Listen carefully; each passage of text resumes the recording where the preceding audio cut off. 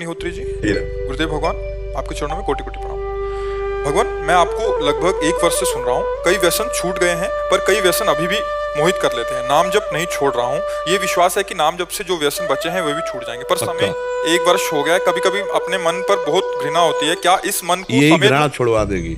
जिस दिन तुम्हें बहुत दुख हुआ, इतना समय हो गया और अभी तक उसी दिन जब हृदय से दुख होगा उसी समय छूट जाएगा। जब हृदय में जलन होती है और घृणा पैदा होती है कि धिक्कार है हमारे को, इतना सत्संग सुनते हैं, इतना नाम जप करते हैं, फिर भी हमारी वृत्ति ऐसी गंदी, तो उस समय फिर हमें पावर मिलता है भगवान की कृपा से और सदा सदा के लिए छूट जाता है। हमको जिस विषय से घृणा पैदा हो जाए फिर वो विषय हमें परास्त नहीं कर सकता। हमें विषय तब तक छोड़ना कठिन है जब तक अंदर से उसमें हम सुख बुद्धि रखते हैं और बाहर से छोड़ना चाहते हैं। आप ध्यान दीजिएगा, अंदर से हम उसमें सुख बुद्धि रखते हैं और बाहर से हम छोड़ना चाहते हैं, बहुत कठिन है। और जब अंदर से घृणा बुद्धि हो जाएगी तो अपने आप छूट जाएगा। और ये घृणा बुद्धि भजन ही करवाएगा। नाम जब जितना करोगे वो उतने आपके अंदर बल बढ़ेगा और उतनी गंदी बातें आपको अच्छी नहीं लगेंगी। जितना हृदय पवित्र होगा उतने पापाचरण से आप दूर भागेंगे। तो ये हृदय पवित्र करने के लिए समर्थ है भगवान की लीला कथा, समर्थ है भगवान का नाम। भगवान के पावन चरित्रों को सुनिए, नाम जप कीजिए और बन जाए तो दूसरों की सेवा कीजिए। फिर देखिए अपने आप सब छूटने लगे। ये बहुत गंदा मन हो चुका है।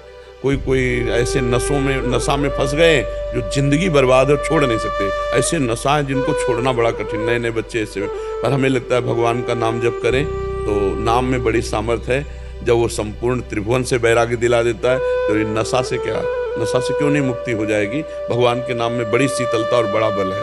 इसलिए नाम जप कीजिए और उन भोगों में घृणा बुद्धि कीजिए। कौन सा ऐसा सुख है जो हमें भगवान से भी बढ़कर लगता है? आप विचार करके देखिए, क्या व्यसन में बेशुद्ध पागल हो जाना है कोई सुख है? जैसे नशा ले लिए, लड़खड़ा रहे हैं, पागलपन, ये कोई सुख है? अरे बुद्धि को चैतन्य करके परमात्मा में स्थित कर दो, देखो कैसा सुख है। समाधि का सुख मिलता है, अद्भुत आनंद की ये नशा में कोई सुख है? शराब पी लेना, अफीम खा लेना, ये नशा, कौन सा नशा भी नहीं छोड़ पा रहे? कौन से दोष है जो आप नहीं छोड़ पा रहे? महाराज जी, सिर्फ शराब है, वो भी कभी कभी शराब। हाँ, ये बहुत बुद्धि को भ्रष्ट करती है। आज के बाद नहीं पियोगे आप, स्वीकार करो। अगर हमारी सत्संग 1 वर्ष से सुन रहे हो तो हमारी दोस्त तो हो ही चुके हो ना, तो हमारी दोस्ती के लिए छोड़ दो। आज से शराब नहीं पियोगे, ठीक है? अगर आपको परेशानी लगे तो आप मेरे लिए सह लीजिए कि मैंने किसी को वचन दिया है, अब नहीं पीऊंगा, आगे बढ़ जाओगे।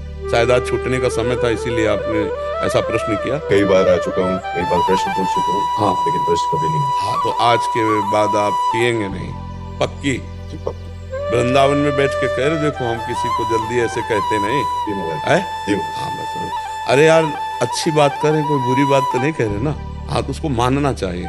भगवान की बड़ी कृपा होती है तब ऐसे वचन होते हैं यहाँ पर, और इसमें तुम्हें सामर्थ्य मिलेगी। देख लेना, केवल हमारे वचन ही नहीं है कि तुम्हें कसम खवा दिया कि तुम ना पीना, तुम देखना तुम्हें सामर्थ्य मिलेगी, इसको छोड़ने की तुम्हें सामर्थ्य मिलेगी।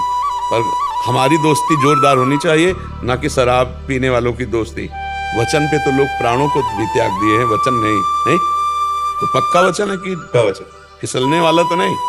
बस एक कदम तुम आगे बढ़ो, फिर आगे बढ़ने के चांस आप खुद देख लेना, ठीक है? राम जी, देहरादून से गुरुदेव भगवान, आपको चरणों में कोटि कोटि प्रणाम। नहीं कर रहे और फिर शरीर छूटा तो दुर्गति हो जाएगी। पुत्र के बहाने नारायण बुलाया तो भगवत प्राप्ति हो गई। हम जान के नारायण बोलेंगे तो हमें भगवत प्राप्ति नहीं होगी। हाँ, इसलिए नाम जप करते रहो। जीवन का सार नाम जपो। दुख सुख तो राम जी को भी भोगने पड़े और श्याम जी को भी भोगने पड़े। देखो, श्याम जी हमारे प्रकट हो रहे कंस के कारागार में, हथकड़ी बेड़ियों से जकड़े हैं माता पिता। जहां भगवान आ रहे हैं वहां देख लो, भीषण राक्षसी स्वभाव वालों का पहरा है, बड़ा मतलब कठोर व्यवहार हो रहा है। हथकड़ी बेड़ियां जकड़ी हुई और आ कौन रहा है? समस्त बंधनों से मुक्त करने वाला परमात्मा। आप विचार, नवजात ऐसे प्रभु को विवश होकर प्राण मानो त्याग रहे हो, जाकर के गोकुल में पहुंचाना होता है। अपने ऐसे लाडले को कौन त्यागेगी मैया? लेकिन रक्षा के लिए ऐसा होता है कि नहीं होता? और विचार करो, पूरे जीवन चरित्र को पढ़ के देखो तो आपको लगेगा कि नहीं, समस्या तो भगवान के भी जीवन में रही। राम जी को सुबह राज्याभिषेक होना है और शाम के 14 वर्ष का वनवास हो जाता है नंगे पैर।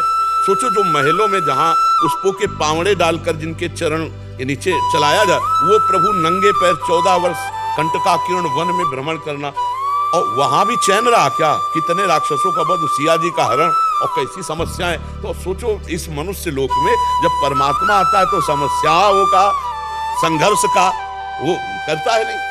तो हमको भी संघर्ष और समस्याओं से लड़ना पड़ेगा, हमें उबना नहीं। सोचो पिताजी पधार रहे हैं, माताजी विधवा हो रही, वैधव्य को प्राप्त हो रहे, सिया जी का अपहरण हो रहा है, कितने बड़े बड़े कष्ट भगवान को पग पग पर देख लो। तो हम मनुष्य हैं यार, उन्हीं की आराधना तो कर रहे हैं। हर समस्या से लड़ेंगे और आपका नाम स्मरण करेंगे और हर दुख में आपकी जय बोलेंगे। ये नहीं कि रबड़ी रसगुल्ला खा रहे हैं तो जय नहीं, हम भूखे भी होंगे तो आपकी जय बोलेंगे, सुख है तो आपकी जय बोलेंगे, दुख है तो आपकी जय बोलेंगे। आपके सिवा, जैसे आपने कहा कि अन्य कोई नहीं, आपके सिवा और अब कहीं। तो हाँ, तो दुख में, सुख में, लाभ में, हानि में, स्वस्थता में, अस्वस्थता में हमारी भक्ति बाधित ना हो तो इसी जन्म में भगवत प्राप्ति हो जाएगी।